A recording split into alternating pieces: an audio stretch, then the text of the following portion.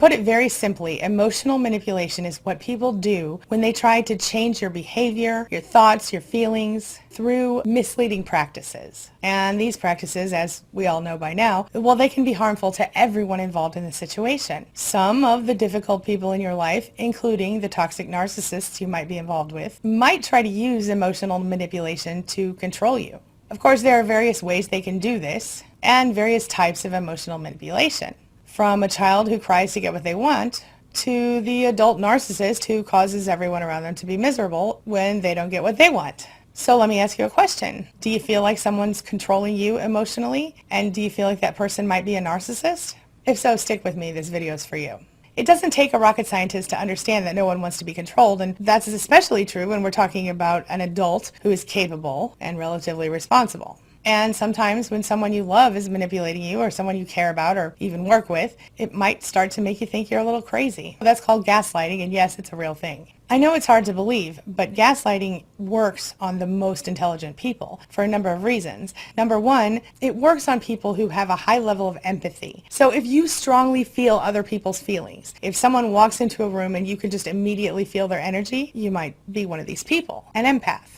And gaslighting is so effective because it's almost impossible to detect. It's very subtle. So right now I'm going to share with you some kind of hidden signs of gaslighting that are easy to miss even for the most intelligent people. This will allow you to arm yourself and be aware that someone's trying to manipulate you. And quite honestly, I have found that being able to see things from a logical perspective, it helped me to overcome the emotional parts of it. Because if I could look at something and go, okay, that's gaslighting, or that's projection, or whatever it was, I was able to intellectually understand the situation, and that helped me to more emotionally kind of wrap my head around it eventually. Number one, twisted truths. So this is one of the most common ways that narcissists kind of manipulate us. They either gloss over the truth or they blatantly deny it. And this is really a key sign. You might be shocked at how far a narcissist will stoop in order to get their needs met. For example, they might make a statement or a promise and then deny it even in the same breath.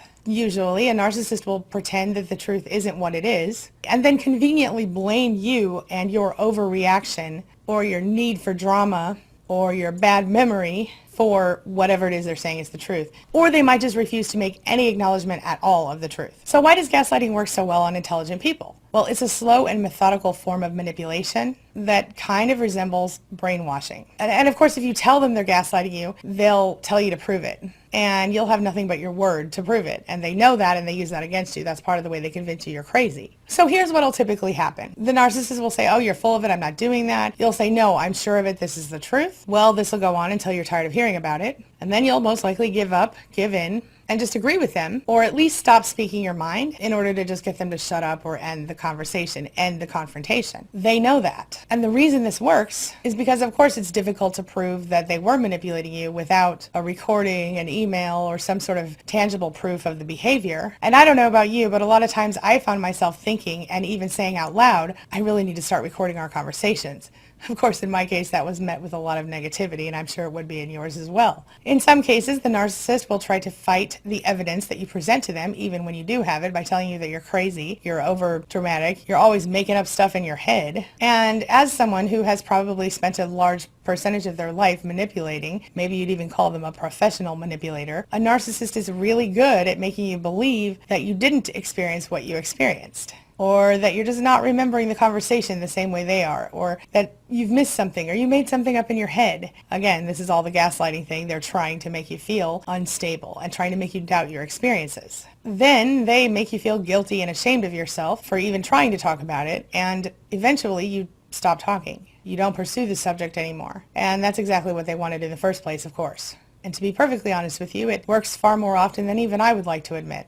On top of that, as a person who is dealing or has dealt with a narcissist, you probably also have a little CPTSD or complex post-traumatic stress disorder going on, or at least some of those symptoms. And this also could be why you haven't ended the relationship yet, because you're trauma bonded. In addition to that, it makes you more vulnerable to gaslighting because you have been traumatized. Another thing narcissists love to do when they're gaslighting and manipulating you is to lay on the guilt. They love to use guilt to manipulate their victims. It's really a go-to tactic that many of them use even without realizing it. It's very subtle, and a lot of times outsiders won't see it. You could be in the same room with someone being actively abused or gaslighted, and that person wouldn't even know because it's so subtle and underhanded. Maybe it's a certain look on the face the narcissist gets that tells you that when you get home, you're in trouble. Or maybe it's a matter of a certain phrase that they use or a certain way they hold their body. Like I said, it's really subtle, and outsiders won't see it, and it can be as simple as a phrase or a look or a statement that can almost make you physically ill because you know exactly what it means. Because you know that it's inevitably going to be featured in the next episode of narcissistic injury and then narcissistic rage that comes your way. This keeps you in a constant state of anxiety and fear, makes it much easier for you to be gaslighted. Narcissists are infamous for loving the passive-aggressive manipulation tactic, and this is one of their favorites. They have a knack for hitting you where it hurts. They will find and exploit your weak spots, so it's easier for you to feel guilty. This, of course, is where the narcissistic injury part comes in. The narcissist will then pretend to be the victim so you feel sorry for them. And of course, if you refuse to go along with this charade, well, you're in for it. The narcissist will cry and whine and moan and act pathetic just to get what they want. Poor narcissist. They'll stop at nothing, so don't forget that. They will act like they are so put upon, such a victim. In fact, they'll even go so far as to accuse you of being an abuser, to accuse you of being insensitive and mean and hateful. Projection, my friend, projection. So essentially, just be aware that a narcissist acts like a little toddler on an emotional level who needs attention, and in this case, they will be seeking sympathy in the process. That's another important sign to recognize. Remember, the narcissist stops at nothing to get what they want. They literally do not care. They are users. They will use their friends, their other family members to hurt you, and in fact, they'll use you to hurt them. People are just extensions, objects to narcissists, even and sometimes especially the people who are closest to them.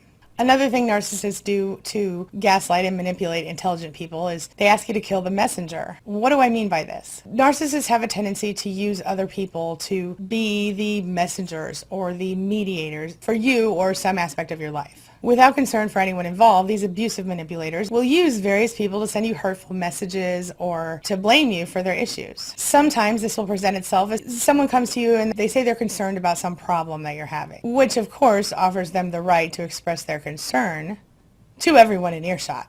Well, this will often lead to people around you coming up and trying to offer support in genuine ways many times. A lot of times well-intentioned outsiders will try to reach out to you, help you. And what they don't realize is that at this moment they're playing the part the narcissist wrote for them. It's a well-practiced game of manipulation. So what they're doing is essentially employing unintended flying monkeys, people who mean well. They have no negative intention toward you, but the narcissist tells them a lie, tells them a story about you that isn't true, says you're having some big problem, and this person becomes genuinely concerned about you and tries to come and talk to you and help you. In reality, what you're dealing with is a smear campaign, and the narcissist is using those people like flying monkeys. But by bringing in those people, the narcissist is not only able to deflect responsibility from him or herself, in this case, but they're also able to blame that person for misinterpreting the message. And then they have this benefit of you not trusting that person or not feeling warmly toward that person. And this, of course, adds to their ability to further isolate and control you. Does that make sense? Another tactic they'll use is fear and intimidation. A narcissist knows that you hate confrontation. And that's why when they feel threatened, insecure, or in any way underserved by you, they might just resort to anger and threats in order to manipulate and intimidate you. The fact is that the narcissist is known to use anger and fear to coerce the people in their lives. They use threats and angry outbursts to make you feel uncomfortable and upset. And this isn't just you, but it certainly includes you, I'm guessing. And it's not because they can't control it in many cases. It's a willful behavior designed to make you conform to their will. Narcissists will also often use what is considered by them to be justified anger to interrupt or stop a conversation they don't like. For example, a narcissist who is confronted about an affair might use an angry outburst or threats to end the conversation, or they might just storm out of the room. And they will most definitely blame the person doing the confronting. But the way they see it is if they're angry and frustrated and it's so justified, they have every right to walk out of the room. That's why they use that tactic. If you're in a situation with someone like this, sometimes this can go the other direction, and instead of leaving the room, they might physically attack you. If you are in a situation like that, pay close attention to someone like that and seek help if necessary. Another behavior a narcissist will use to manipulate you is what I call head stepping and insecurity. You know how some people kind of intentionally gossip about, like, I don't know, everyone in their lives? They'll relentlessly pick on them. Maybe it's done in the form of, what, I'm just trying to help. Or maybe it's a more direct thing, like, you're always so lazy, boring, stupid, etc. In other words, a narcissist is very likely to belittle you to try to bring you down to their own level. Of course, this allows them much more effective manipulation. Plus, you've got to remember how a narcissist's head works. They're very insecure, despite the fact that they would never admit that to anyone, least of all themselves. Sure, the main goal of this tactic is to make you feel inferior, and that makes you so much easier to control. But in reality, they are criticizing you and tearing you down to make you feel inferior, because by doing that, it makes them feel superior. Head stepping. Another thing narcissists like to do to manipulate you is play power games. They don't know how to deal with people who aren't intimidated by their behaviors. So they spend most of the time focusing on vulnerable targets when they're seeking supply. They are relentless manipulators. They're seeking out empaths and highly sensitive people who aren't as likely to go against them because they feel like it's easier to influence them. They deliberately look for someone who's vulnerable and who might have an insecurity here and there, which is why at the beginning of the relationship during love bombing, they want to hear all your stuff. They want to hear about all the things that make you feel insecure, all the hard times you've had in your life, all the things they can later use against you is what it turns out that is. And this helps them spot your insecurities and use them against you when it's time to do that. Because empaths and sensitive people are less likely to want to deal with confrontation, more likely to be people pleasers, we tend to be less likely to stand up to people in a relationship. And the narcissist sees this, spots it. They go after it with laser precision. And this is why it's so important to be aware of these signs in a relationship.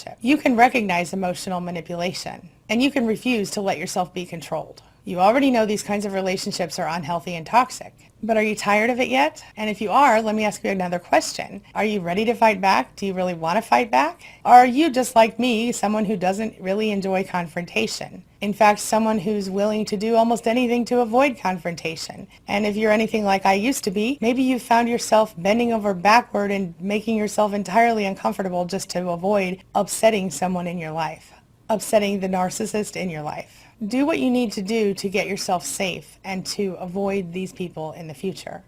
You deserve better than this. Remember that you're worth it and that you deserve to be happy. Remember, this is your life. It's not getting any longer. How are you going to spend the rest of it? You are the one that gets to decide that now. Please don't forget. All right, now this brings me to the question of the day. And the question of the day is, as an intelligent person, have you been fooled by gaslighting yourself? Are you going through it right now? Share your thoughts, share your ideas, share your experiences in the comment section below, and let's talk about it. As always, thank you so much for being a part of my day and a part of my life, and hey, thanks for letting me be a part of yours. It really does mean a lot to me. Now, before I go, make sure you take a look at the videos I'm going to leave for you right there and right there. And while you're here, hit the subscribe button right there so we can stay connected and continue on this healing journey together. I'll see you soon.